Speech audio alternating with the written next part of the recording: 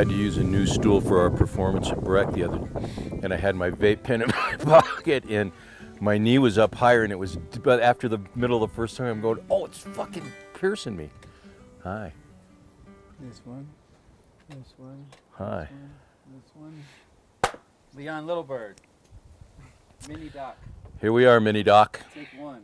I'm Leon Joseph Littlebird, native Coloradan. Ancestors on both sides, pioneer and indigenous. I'm a singer-songwriter, poet, a composer, a multi-instrumentalist, and really so amazingly blessed to live here in Colorado, the land of my ancestors, and to get to work with a lot of creative people on a lot of really cool projects, and that's kind of how I spend my time.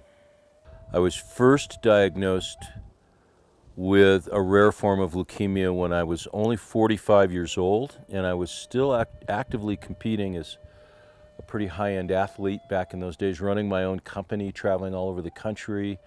It seemed like the ideal lifestyle, and it hit me from the blind side. And back in those days, all those years ago, I did chemo and knew that it was the most aggressive form of chemo that they can give you. Literally, you wear a little bag, and it's hooked to in a vein in your arm into your heart. It's called a PICC line. And every 30 minutes, you get a dose of chemo for a week, 24/7. By the end of the week, you're so sick and so weak that you don't even recognize yourself in the mirror. So that was my first experience, and I swore I'd never do chemo again. And the doctors said, you should be good well, in 8 years, if it hasn't come back, it won't come back. 9 years later, it came back. And that time, so round two, I went completely holistically and stuck with my commitment to never do chemo again, and was able to put it in remission. And that was through the grace of some really cool healers that I had met in the Grand Canyon, and kismet, you might call it, but these people came to me through these beautiful, energetic ways and really helped me put it in remission until 2015, when I got a massive lung infection, mysteriously from somewhere. So did 4 or 5 other people in the county at the same time. Really weird. But it put me in the hospital, and I was so depleted from that experience that the leukemia came back for a third time. And after being in the hospital for 21 days, the doctors wanted to give me that round of chemo again that almost killed me when I was a world-class athlete, right? 30 years before. And it was like, there's no way, I'm not going to do that again. So I had to make some serious choices. I knew how to put it into remission holistically, which was a whole food diet. So really a lot of raw food, no meat, no wheat, no dairy, no sugar, no caffeine, no alcohol. So people go, what's left? We pretty much eating veggies and fruit. And not a lot of fruit either, not high sugar fruits. So, and then a real protocol, a daily protocol of 24/7 healing, coffee enemas, all kinds of things. My days were full. I mean, I was either meditating or praying or doing procedures. And then on top of that, the one thing I hadn't tried was cannabis oil. And so I had researched it for years previous because of the experience I had had putting leukemia into remission, and wondering if cannabis oil wasn't the great gift we thought it was. And sure enough, it was. And once again, through local musicians and friends, I had a friend make the cannabis oil and donate it to me. And I was doing a full gram a day for 45 days. So for 75 days, I clearly, with the diet, just getting out of the hospital, it was weak. Here's the big contrast. Doing chemo, you destroy everything in your body, and then your body has to struggle to come back. My body was also already so depleted, I don't think I would have survived. So instead, I gave my body everything it needed to survive, and I started looking at food as medicine, and I started looking at my friends and their love for me and their energy as medicine, and that combined with doing the really pure cannabis oil, the Rick Simpson oil, Phoenix Tears, was a 75-day experience because you can't start at a gram a day. You got to work your way up to that amount. And I have a new respect for cannabis, which is phenomenal, really incredible. And so after that, I used the local cancer clinic to track my progress. And I was very clear with their oncologist, I'm not going to use your treatments, but I'm going to do what I want to do. I want you to track my progress. And if I fail, I'll come back to you and see what you have to offer. And it was really incredible because when I was getting my blood counts are going up instead of down, chemo would have taken them completely to zero, and mine went up every time I went in. And then finally they were normal, which was the first time since I first was diagnosed with leukemia that my white blood count had been normal. So there you go. The discipline, and truly looking back on it, one of the things I'm most grateful for is that it was an incredible shamanistic experience.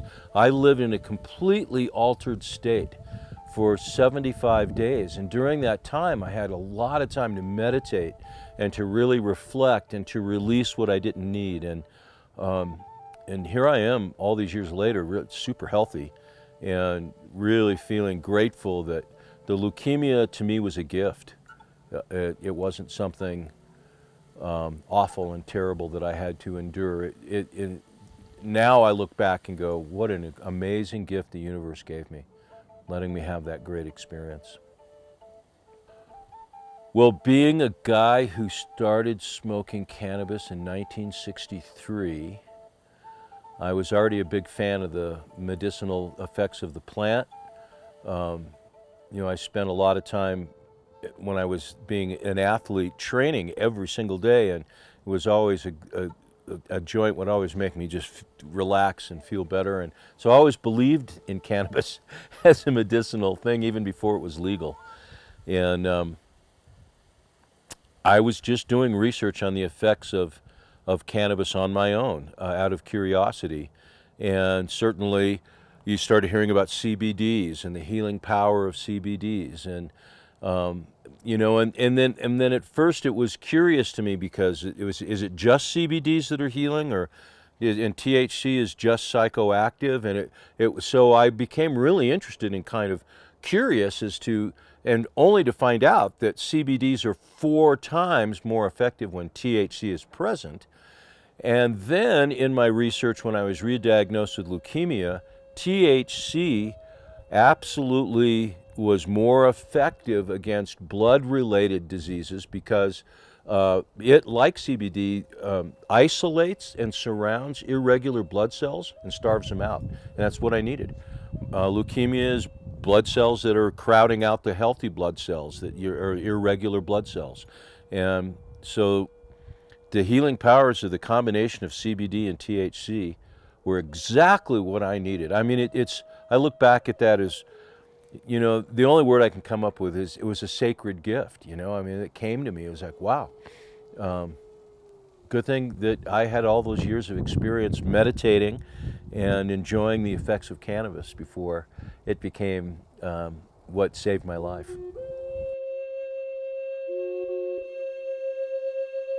I had never met anyone who had done Rick Simpson oil, and especially not to the level of regime I had. I had I'd gone online and checked out all his videos and all the testimonials. I'd watched every documentary I could get my hands on. I had done all the reading. I had talked to doctors, but I couldn't even find, even doctors who prescribed cannabis and were very proactive in that regard with the healing. No one had done what I did. And especially combining it with, it's called Gerson therapy, the diet and the coffee enemas and that whole regime and the Gerson therapy. I combined the two. So, the Western doctors only gave me a month to live. So I had to make some big choices. And I knew for a fact that I didn't want to deplete my body, but I wanted to restore my body. In fact, the way that I described it at the time when I was going through it is, I'm doing a complete cellular reboot of my body.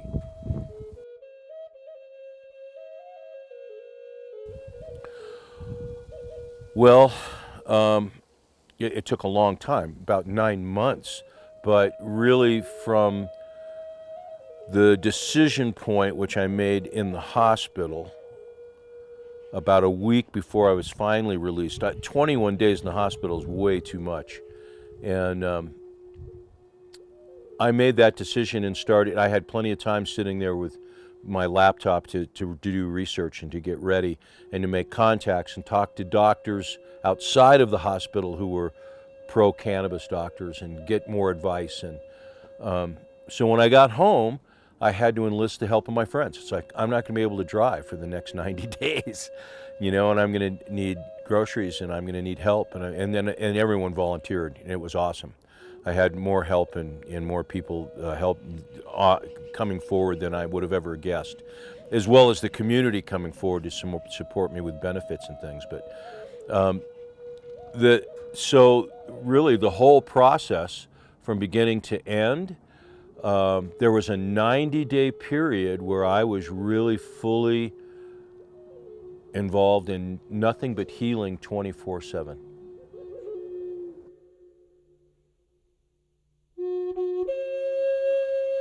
I've been a professional skier for most of my life, and I was really missing the fact that I wasn't skiing, and it was into springtime.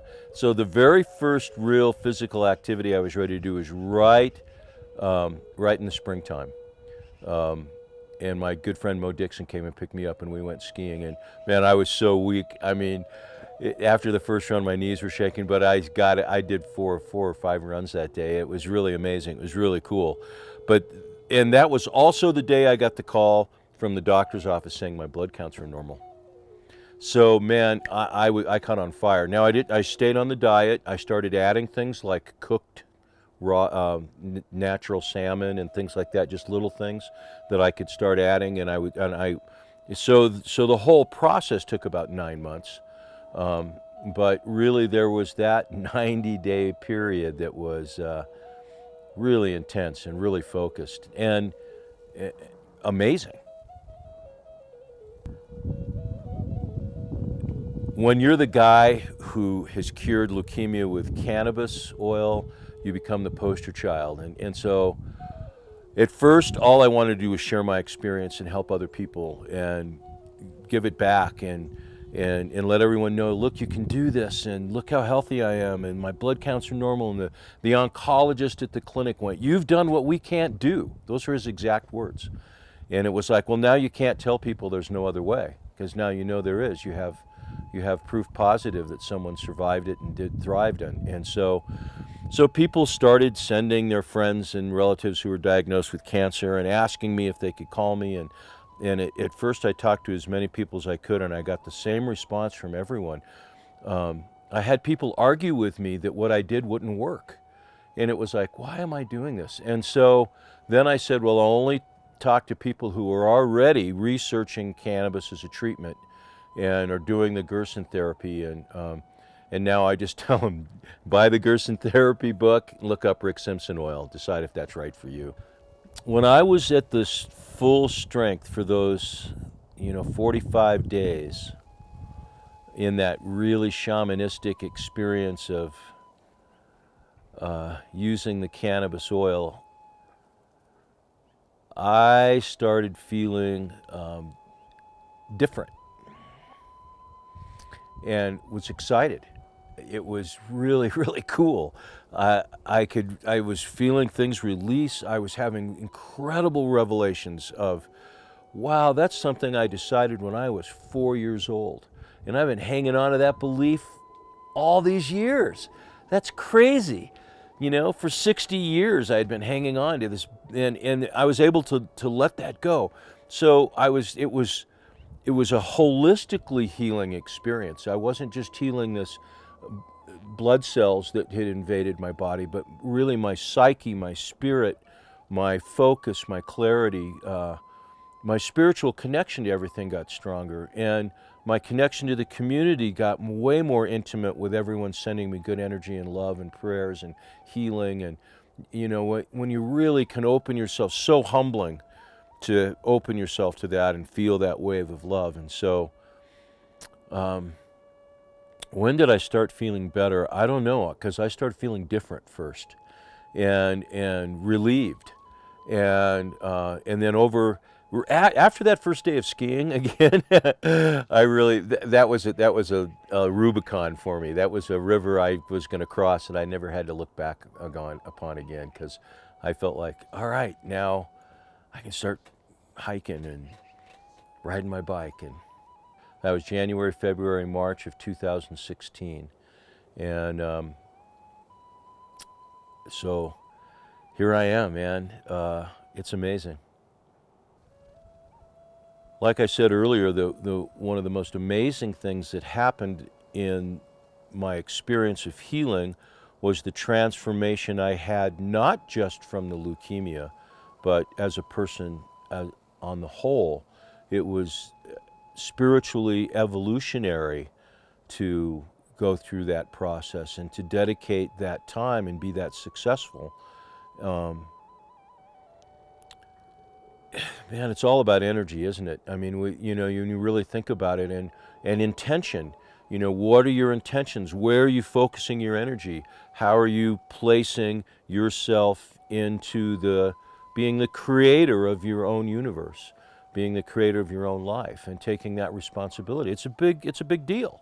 And when you do it, I mean, you can. What I did was not a miracle. What I did was I used medicine that's available to us, that's not the for-profit medicine, and it worked like a charm. But it took 100% dedication. Absolutely took 100% dedication to healing and believing. And I've been a meditator for almost 40 years, and that was a big part of it. When people come to me for help, I often ask them, do you have a spiritual practice? Have you ever meditated? And because that's going to play a big role. Because you have to get centered, and you have to stay in that beautiful, peaceful, centered spot.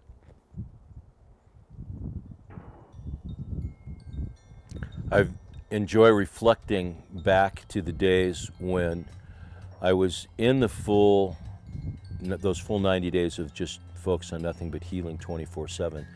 And when I was at full strength with the cannabis oil, my friends would come over and actually record what I would say to them, because it was like profound stuff.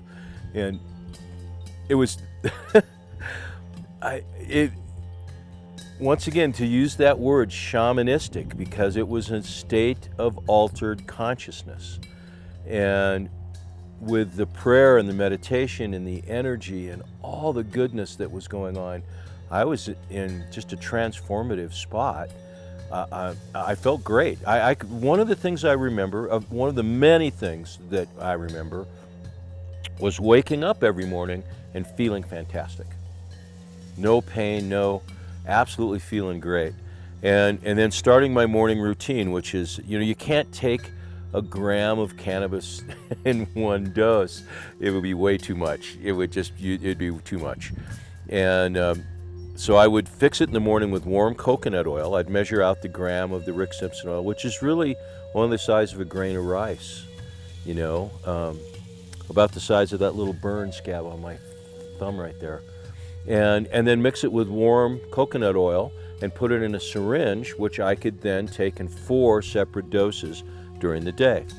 And one day when I was about 3 weeks into it, I was ready to take the 3rd dose of the day.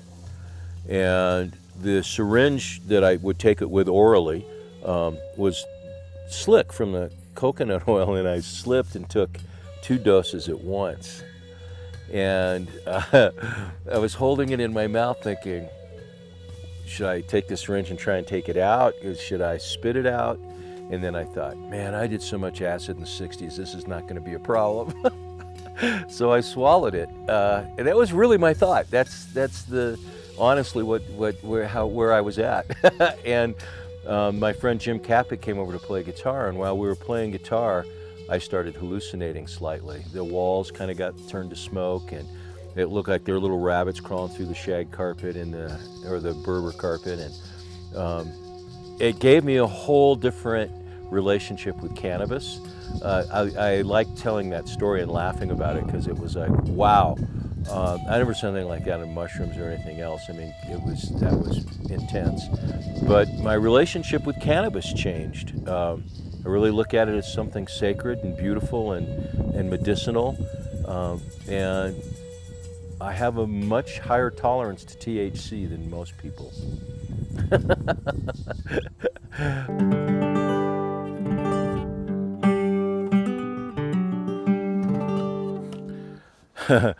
I tried to make my first guitar when I was 5 years old. It was the morning in my dad's workshop. You know, my dad was an artist and a craftsman, so I grew up in this incredibly creative environment. But it was the night after I saw Elvis Presley on the Ed Sullivan Show.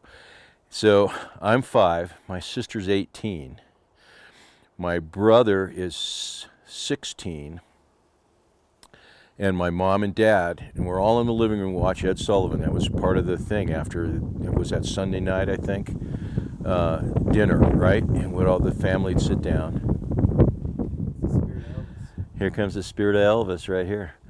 And so Elvis comes on, and I'm just really digging it, and my brother's like, I can see my brother's getting ready to change his haircut. You know what I mean? It's like he's gonna start combing his hair like Elvis, and my sister's getting all Twitter-pated, and my mom's not sure what to do. She's liking it, but my dad's not digging it at all. My dad's got his arm crossed, and he's kind of looking at it like, my dad's very suspicious of this. This isn't, and the dynamic in my family was such, I looked at Elvis and went, that's what I want to do with the rest of my life. Is play guitar and get people all Twitter-pated and make them, inspire them somehow, right? Still trying to do that. So the next day I went in my dad's workshop and tried to make a guitar. I used a cigar box, and we had violins and mandolins and stuff all around the house, and fiddles, and so I was no stranger, and I had strings that were from my great-grandparents' store in Central City in the 1860s. And of course I wasn't successful because I couldn't tune it tight enough, but my dad thought that was pretty cool, so he loaned me the money to buy my first guitar. It's like, if you want to play guitar, let's get you a real guitar, and that's how it started.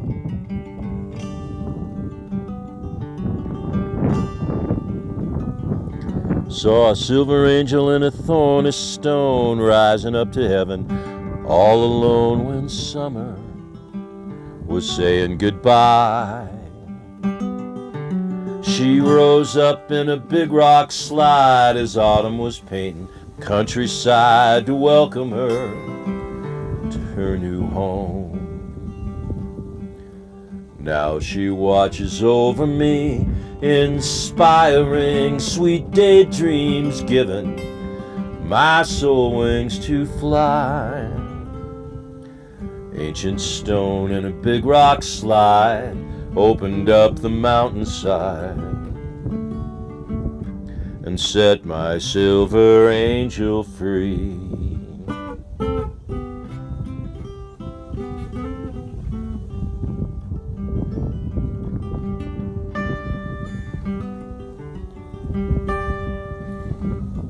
The spirit of the mountain shines so bright, dancing like a flame in the full moonlight, so high above my humble home. Every single day I raise my eyes, see the silver angel take to the sky. She's telling me we're not alone. Now she watches over me, inspiring sweet daydreams, giving my soul wings to fly. Ancient stone in a big rock slide opened up the mountainside and set my silver angel free.